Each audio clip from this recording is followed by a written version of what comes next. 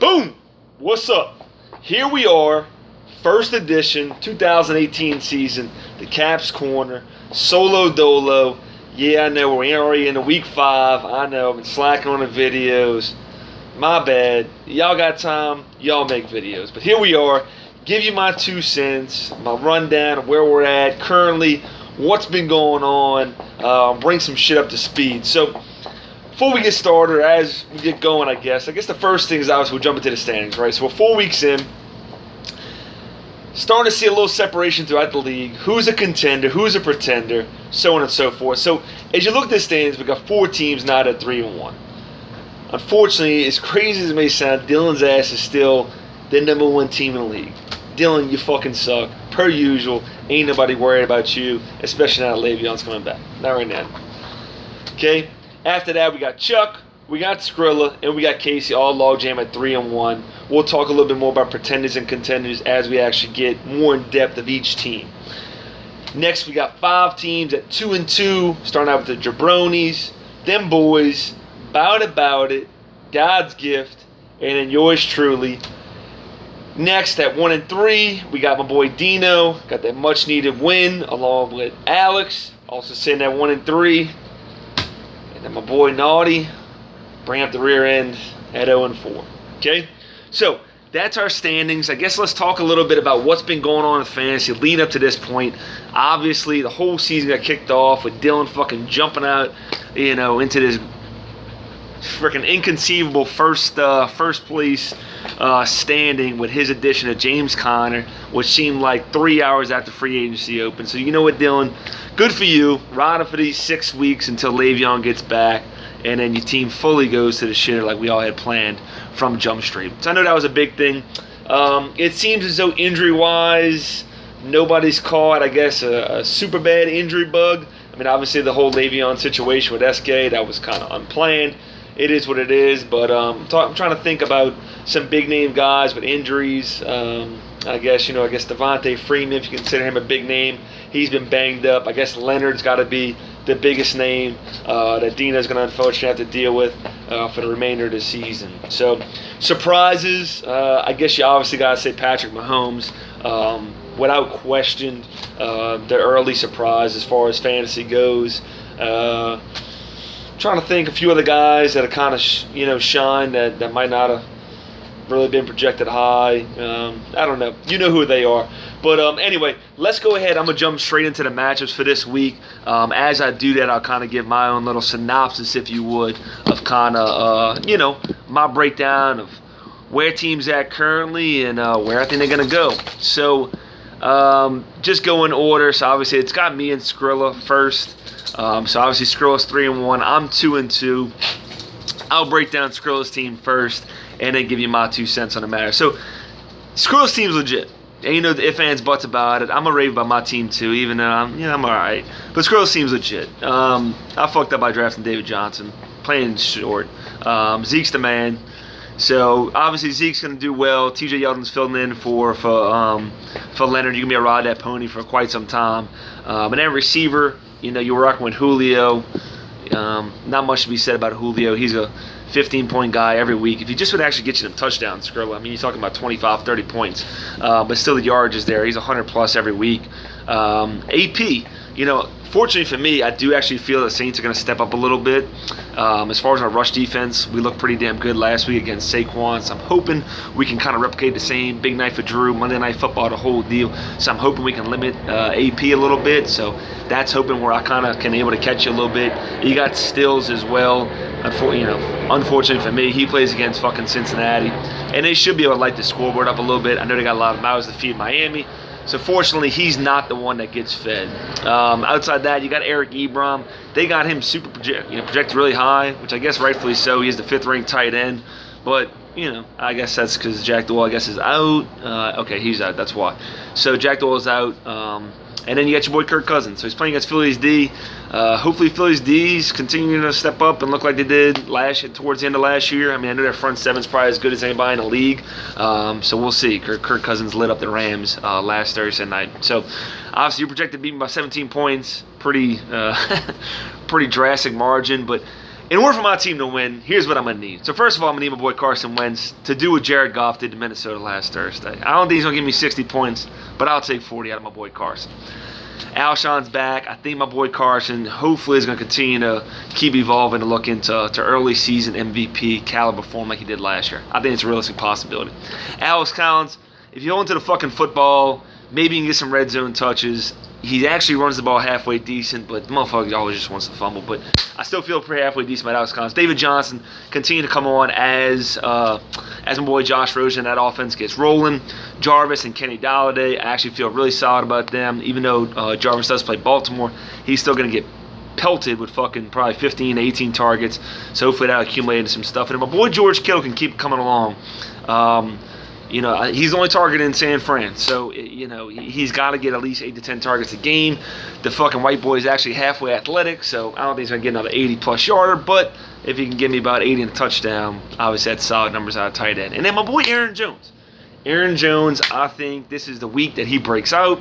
I'm predicting 100 and a touch from my boy Aaron Jones, and just by that performance alone, I feel like I get Skrilla by about 5 points. So obviously I got to go myself. So that's the breakdown. I don't have the benches in front of me, so we'll just kind of keep it rolling. All right, so the next one we got is Casey and Luke. Okay, so Casey and Luke. Shit, my bad. I'm just going to do the preview, and then I can pull it up from there. So preview-wise, Casey's projected to win by 7 points. Okay. Casey obviously has Tom this Thursday night.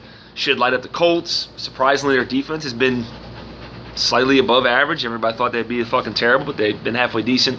Kamara should ball out. Even with Ingram coming back, he's still 25-plus points. I mean, I guess eventually he's going to have some type of down week, but I don't foresee it being this week. Crowell against Denver, not a great matchup. Keenan Allen, he's due for his breakout game. So concerned to come against Oakland. Their secondary is definitely pretty porous. Golden Tate, hit or miss on when he's going to have that 20-point game or 30-point game like he did last week. I'm saying he's going to be down this week. Jordan Reed, I think this is the week that he breaks his fucking leg, tears his ACL, breaks his neck. But I think this is the week that happens. But if not, Casey, he should perform. And then Chris Carson, he's questionable right now. So if he does play, we'll see. He played against the Rams. Vikings lit him up, but it was mostly through the air. So whether or not you get anything going on the ground, we shall see. As far as Luke goes, came against the Giants. He should do well. Melvin fucking should tear up Oakland. Devontae, I don't know about that, even though Pittsburgh defense is fucking shitty. Devontae's going to do well. Tyler Boyd, another early surprise, man. He's been great. And the guy's 18th ranked overall receiver right now. I guess he's only had, maybe 2 touchdowns, but he's been shit ton of targets. He's been pretty solid. And Jimmy, red zone target, he can get his touchdowns. And then Marvin Jones, I don't know. Hit or miss. I mean, like I said, it's 3-hitter monster in Detroit. I like my boy Golladay. I might tend to think Golden Tate second, Marvin Jones, or they're 2A, 2B. But I like my boy Golladay as 1. So I think it's going to be a pretty tight matchup. Casey, I'm going to go with you. I'll go with the projections. I think Casey wins in another tight one. Next one we got Chuck and Alex. So Chuck right now is projected to beat Alex by 17 points as well. I don't even need to look at this from that much. Chuck, you're going to win. Alex, I know you had a huge performance out of a few of your guys. Unfortunately, as much as I hate to say that it's not myself, Chuck, you're my early season favorite, man. Chuck's team is legit. I will give it to him. Across the board, especially with Patrick Mahomes being the stud that he is, Chuck is pretty solid. I mean, obviously Todd, not much else needs to be said. Mark Ingram, he's projected 12.9 this week. We shall see how much the Saints involve him. It's obviously going to get more as the season goes on. The way he's been training down there in Florida, looks like he should kill it. So, Ingram should have a good week, whether or not he scores or not, but he's definitely 10-plus points at least this week. Will Fuller, solid, man. Solid. If he plays, they throw the ball in Houston. They don't run the ball, so Will Fuller's going to do well. Robert Woods, same kind of situation in Los Angeles as there's Detroit. However, Los Angeles' offense is a shit ton better.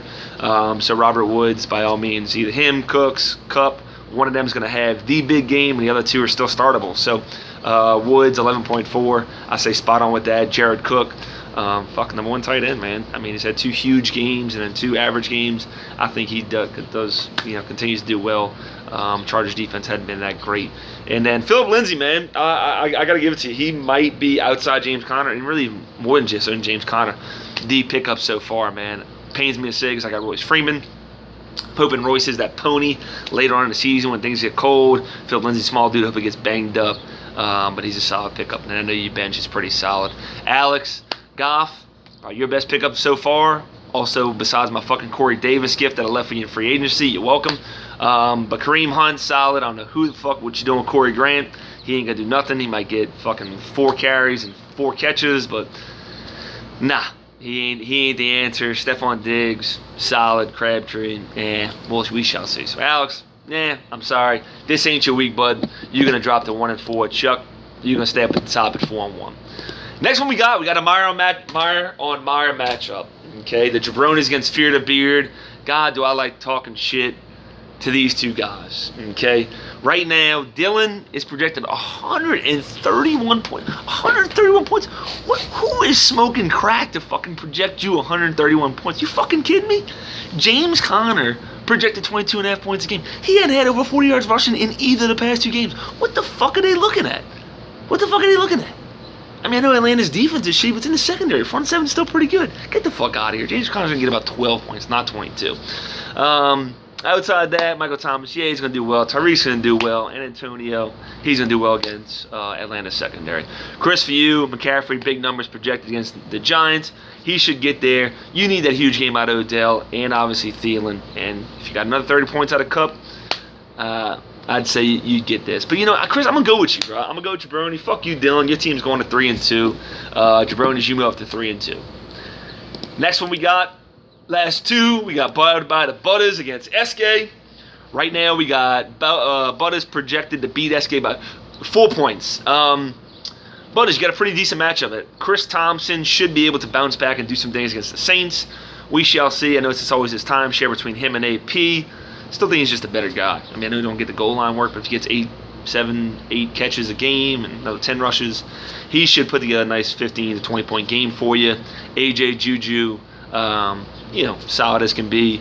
Austin Hooper, who the fuck knows, and then Amari, who the fuck knows on him as well. But my boy Eskin, after a fucking god-awful, woeful performance last week, let's see if we can bounce back. You got my boy Rodgers. He's playing against the Lions. He should be able to do some shit. What Alfred Morris is going to do, who knows? Doug Baldwin's starting to get healthy. He's projected 9.8. He should be able to get that. And Gronk's a little gimpy with this ankle thing. We'll see how much they keep him involved. But he's got a good matchup against Indy. But him and Edelman starting, I don't know. SK, I got to roll my boy Butters. I think he goes at 3-2. And unfortunately, I think after your 2-0 start, I think you should keep on this 3-game skid. And you fall to 2-3. And then finally, a battle of the bads. We got my boy Dino against Naughty. Right now, this is the tightest matchup so far. Naughty is actually projected to beat Dean by a point. Naughty, it all depends on your running backs, man. You got Dalvin, you got LaShawn. Both have been inconsistent as hell. I know Dalvin's been banged up. Whether or not he can get back on track and perform like the top 12 back we all thought he could be, that remains to be seen. The same with LaShawn. I just don't feel like there's good upside there, unfortunately not. And then Larry, he's been banged up. Brandon Cook's a little hit or miss. Breeda's been a little banged up. So I don't know, not. I might have to lean with Dino in this one, mostly because of Sony Michel, man. Sony Michel is, I think, for sure top 15 back moving down the line. I just think he is. There's just too many opportunities and too many touches to go around New England. Just spread between him and James White. Sony Michel is damn near 20 points a week. Dino, good late round pickup for you. D-Hop, Geronimo Allison's going to be fine. Ronald Cobb, we all know, he fucking sucks dick. He's for sure the number 2 there, so he's going to get some targets. I don't know what you're doing starting Jeff Swain from the Cowboys, but hey, I guess he's as good as anybody else in free agency, so why the fuck not? And then Dion Lewis, he's going to get his catches, he's going to get his touches. Derrick Henry's been shit in the bed.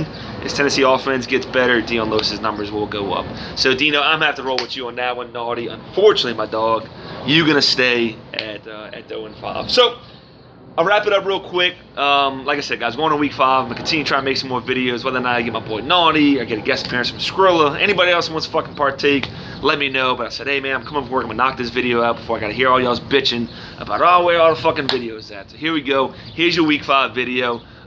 Just moving forward, man. Let's continue to talk some shit. I know I'll try to throw out some trades. Everybody's a bunch of Jew bags, especially the jabronis. But, man, make some trades, make some shit happen, talk some shit. Let's put some motherfuckers on the corner, put some money down, and I hope all y'all fucking lose this week. I wish that was possible, but I'll holler next week.